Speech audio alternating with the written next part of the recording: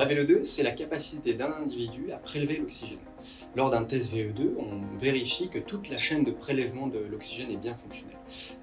Qu'est-ce que ça veut dire en termes plus concrets? Ça représente votre capacité physique maximale, qui est le reflet de votre capital santé.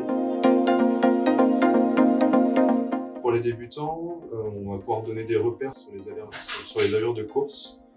Et après, pour les sportifs qui se connaissent un peu mieux, peut-être leur donner confiance sur les paramètres qu'ils observent à l'entraînement et pour pouvoir affiner les zones d'entraînement qu'ils utilisent au quotidien.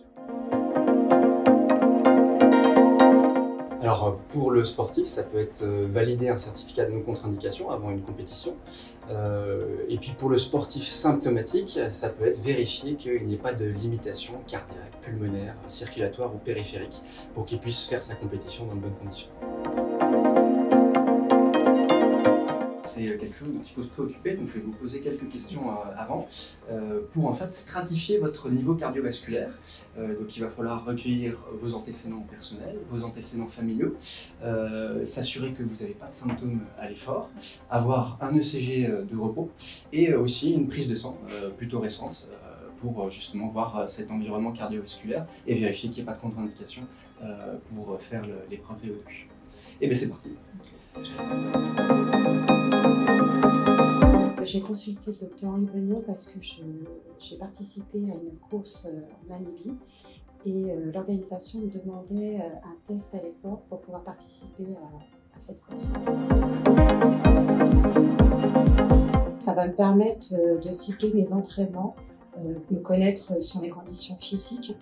Effectivement, c'est important de savoir sur notre santé, au niveau musculaire, au niveau vasculaire, si on n'aurait pas des problèmes ou des difficultés, et ça permet de cibler. Le bénéfice que ça m'apporte, effectivement, c'est pour être certaine que je n'ai pas de problème physique pour pouvoir après pratiquer mon activité, donc la course à pied, sans difficulté, sans problème, et d'être accompagnée d'un médecin spécialisé. On sait qu'il n'y a pas de raison que tout se passe bien et avec ce suivi, pas qu'on ait des difficultés après pour nos entraînements, nos compétitions.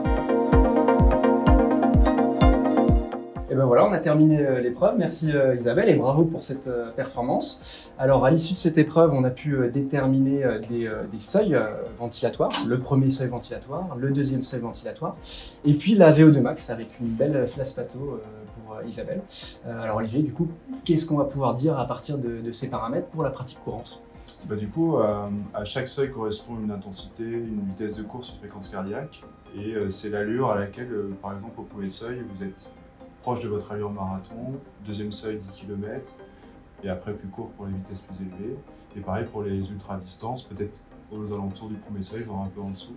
Donc ça permet de vous donner des repères si, par exemple, vous partez un peu à la découverte de la discipline. Ouais, ce qui n'est pas votre situation. Ouais. Bravo pour vos performances et puis on espère peut-être vous revoir d'ici 3 à 6 mois et voir si ces paramètres ont encore progressé.